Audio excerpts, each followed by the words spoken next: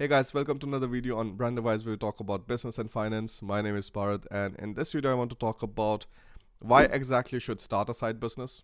Because first of all, it does not cost you a lot of efforts, it does not cost you a lot of money, and the kind of upsides it has far outweighs any kind of, let's say, more paperwork that you might be thinking about. Let's first of all start talking about what is side business in Germany. When you're registering a side business, you're essentially registering a Nebengewerbe.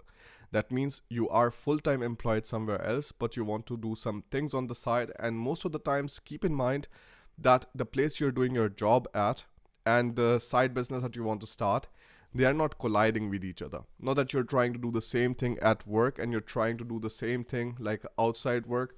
In those kind of scenarios, it is best that you take permission from the company, because that is going to land you into some anti-competition laws. I don't remember the exact word now, but yes, like that you're like competing with the company, so that is going to be an issue. But like once you have talked to them, and once you've talked to the Ausländersbehörde, if you're here on a visa and you do not have a final residence permit yet, then afterwards you essentially have to go to the Handelskammer or your Rathaus and you have to register your business. That costs around like 10-20 euros or something, depends on city to city. Now, once you have registered that, when you start the business in Germany, I really recommend you to like use the Kleinunternehmerregelung, which is the small business rule. In this, you do not have to charge anybody any kind of VAT. That means your prices of the services inherently is going to be lower than that of a bigger company, because they have to charge 19% VAT on every single product that they're selling. So this is what Germany did to like increase competition, especially so that the smaller businesses can get bigger.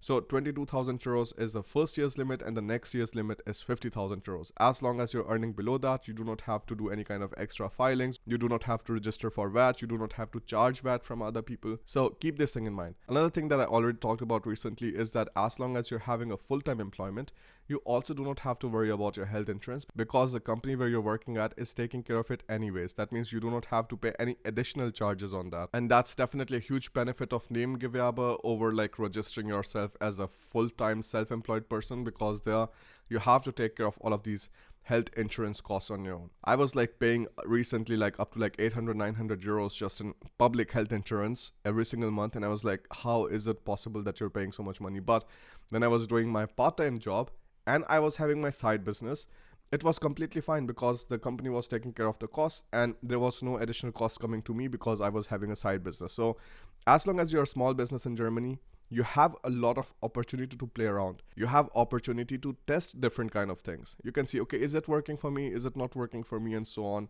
So that once you find something that works for you, you have another year where you can make below 50,000 euros and you still stay in the Kleinunternehmerregelung. And then afterwards, once you see the second year too, yes, it is working out well, then you can decide to like either register yourself as private limited, or you can just like, move to another country, whatever fits you. I mean, for some people, it just completely blows up. I was recently talking to a guy who said like his friend or something made 500,000 euros in dropshipping in profits in Germany. And this guy unfortunately did not register the business, and that means he's going to have massive problems from the Finanzamt now, because they already sent the first fine of 24,000 euros because he did not register the business, and now it is just going to get worse and worse. So his idea is that he's going to go back to his own country with the money, and like he doesn't want to like stay in Germany or something. But of course the tax authorities, they're going to follow, because all of that money was generated in Germany. So anytime you think about making any kind of money on the side and you want to do it like seriously, really think about registering a side business. I've made videos about it on how you can fill out the form and everything. Then you're going to the Handelskammer. You can find it on my YouTube channel, Brandavise, and start from there. Because like even if you don't feel like, okay, like this is not something interesting for me and I just want to like give up the business, I don't want to do it anymore, you can quit at any time. There is no minimum holding period that, okay, if you have registered your business now, you have to do the business till this and this time and only then you can quit. No, you can register your business 1 month, and if you feel like, okay, I tried 2-3 months, it's not working out, you can quit your business, and quitting the business takes like 12 euros or something. So it's really, really cheap.